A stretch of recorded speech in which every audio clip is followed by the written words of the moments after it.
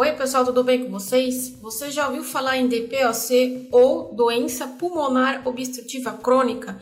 Vim trazer essa pauta que é importante, né, a gente entender os conceitos do DPOC e que dentro dessa patologia existe dois termos comumente ditos, né, popularmente, que eu vou explicar também mais para frente para vocês entenderem, que vão pegar pacientes assim.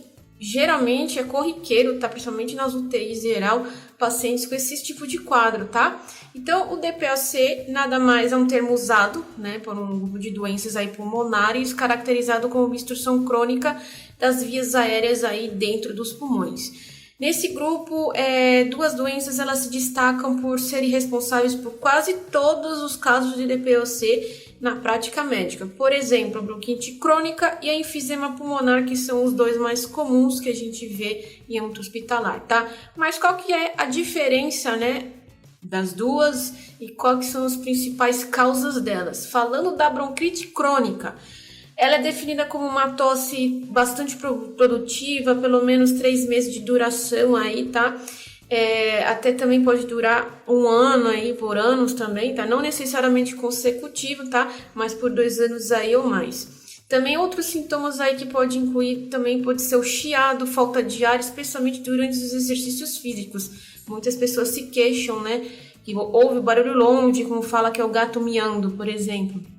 Então a tosse muitas vezes aí é pior logo depois que acorda, quando acorda a pessoa já se sente mal-estar, né? Produz aquele catarro espesso que tem de cor amarelada também, até esverdeada, também podendo até apresentar estrias de sangue. Então tem pessoas que têm esse tipo de situação que eles também relatam, né, para o médico na hora da anamnese. Então a bronquite crônica é causada recorrente, uma lesão, né, recorrente aí de irritação do epitélio da parte dos brônquios, né, são epitélio respiratório, então resulta daí podendo ser crônica e também inflamada, tá, causando edema, que é o inchaço, e o aumento da produção aí do muco pelas células calciformes. O fluxo de ar também para dentro e para fora dos pulmões é parcialmente bloqueada devido ao muco também que apresenta, né, nessa patologia, e o muco extra também, que é devido ao quadro irreversível do broncoespasmo. Então, o broncoespasmo muitas vezes a gente relaciona com pacientes que também apresentam em momentos de emergência um edema agudo, que também são vários fatores parecidos, né, que leva até a confundir com a bronquite crônica, mas na verdade a pessoa está entrando em edema agudo. Então, a maioria dos casos dessa bronquite crônica são causados pessoas fumantes, com o hábito de fumar, muitas vezes ao dia, anos fumando, e também por outras formas aí, sem ser o cigarro, tabaco, charuto, então outros tipos também. A inalação crônica de vapores irritantes, quem trabalha em setor de indústria, que mexe muito com produtos, né, tóxicos, ou exposição de poeiras ocupacionais, né, em âmbito industrial também, até a poluição do ar no nosso ambiente pode também ser um fator causador. Já entrando na enfisema pulmonar. A enfisema pulmonar é caracterizada aí por danos, né, dos alvéolos pulmonares, causando oxigenação insuficiente, então ele acumula o gás carbônico no sangue, causando a tal da hipercapnia. É geralmente causada pela inalação também de produtos químicos tóxicos, também como fumaça de tabaco, até a queimada no ambiente e poluição do ar. Os danos da saúde das paredes dos alvéolos reduzem o espaço capaz de fazer também a troca de ar. Então, a inflamação ela ocorre nos pulmões e também acontece de acometer outras partes do organismo, como por exemplo o coração, e é muito interligado, e muitos pacientes cardiopatas eles dão entrada no setor de emergência também com esse problema, então é muito comum a gente ver, e por isso atualmente o DPOC ele é considerado uma doença sistêmica, não somente pulmonar. As principais causas da enfisema que a gente pode citar, principalmente o tabagismo, que nada mais de cerca de 80 a 90% dos pacientes com enfisema, eles foram ou fumantes ou são fumantes, então assim é um fator que é o maior aí, corriqueiro, tá? As exposições de gases tóxicos, como eu falei agora há pouco, cerca de 10 a 20% dos casos, e também no caso de genéticas, responsável de 1 a 5% dos casos, que é muito pouco, tá? E as diferenças das duas patologias, a gente vai entrar agora minimamente ali Para entender, existe uma certa diferença entre ambas, apesar de serem parecidas, de sendo assim para vocês, né? Na prática clínica, a gente encontra, na verdade, uma sobreposição aí dessas duas doenças. O doente com DPOC, ele também pode ter um quadro com mais características de bronquite, mas também apresenta sempre algum grau de destruição dos alvéolos, tá? E também causando a hiperinsuflação. O mesmo pode ocorrer também com enfisema, como eu falei, costuma também ter algum grau aí de produção de muco, então, e acomete também tosse crônica. Por isso, o termo DPOC ele é mais adequado para definir a doença desses pacientes, então é um grupo em geral.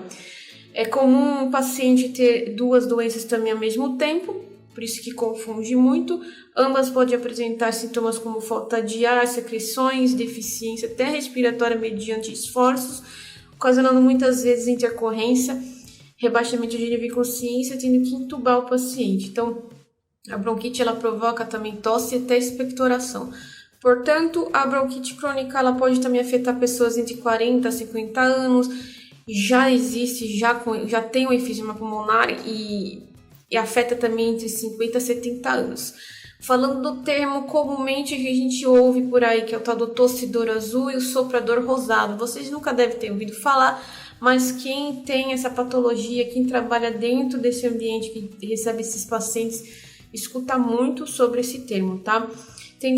Conta com o aspecto geral de pacientes com DPOC, o que nós chamamos a atenção, né, que é chamada a atenção no grupo desses doentes, são as características de pessoas emagrecidas ou até com sobrepeso.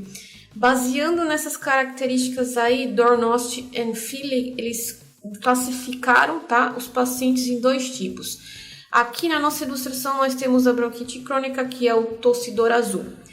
É uma tosse crônica produtiva por 3 meses ou mais e ao menos por 2 anos consecutivos, com os pacientes nas quais outras causas também podem ter tosse crônica aí que também foram excluídas.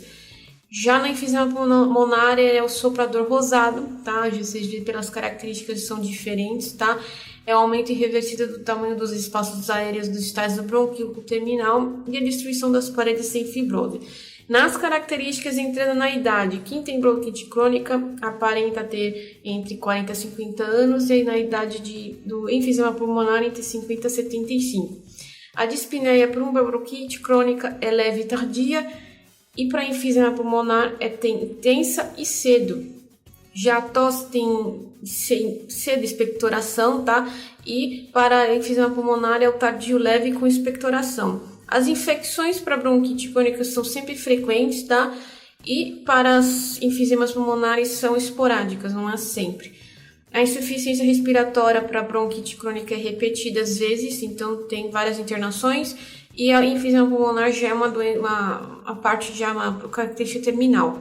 A cor pulmonar é frequente para bronquite crônica e infrequente terminal para enfisema pulmonar. Nos pulmões e coração, para o caso da bronquite crônica, vasos aí destacados como coração grande e para o enfisema pulmonar, hiperinsuflados e coração pequeno. Já na retração elástica, no caso da bronquite crônica, é normal e para enfisema pulmonar aí já é baixa. Características comuns, tá? Que você só vai ver quem realmente trabalha em cima de um setor que tem pacientes com doenças pulmonares e feito na avaliação física, anamnese, entre outras coisas, verificado essas características juntamente com a equipe multidisciplinar e aí destacado, né, as principais diferenças entre essas duas patologias, esses dois termos, né, em si, dentro do grupo do DPOC. Os sopradores rosados, como eu falei agora há pouco, ele recebe esse nome aí porque os pacientes eles têm uma tendência a serem mais rosados devido ao aumento da produção das células sanguíneas, principalmente as hemácias.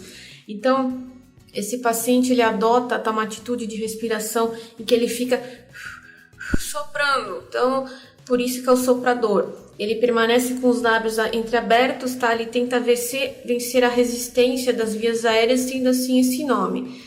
Já os tossidores azuis, tá? Eles recebem esse nome porque os pacientes eles já entram num quadro de hipoventilação, ou seja, A respiração fica muito curta ou lenta, entrando em hipercapnia, que nada mais é decorrente da hipoventilação, aí provoca uma acidose respiratória e também a hipoxemia, sendo assim responsável, né, pelo estado de confusão, como sensação de obnubilação, até perda de consciência. Então, a subhemoglobina, no estado devidamente oxigenada, ela leva o paciente a uma coloração azulada ou cianótica, como a gente fala que é essa situação, essa característica em específico. Mas se você tiver dúvidas relacionadas, deixem nos comentários. Convido vocês a se inscreverem e ativar o sininho, que semanalmente estamos publicando os vídeos relacionados. Eu fico com vocês por aqui. Até mais, pessoal.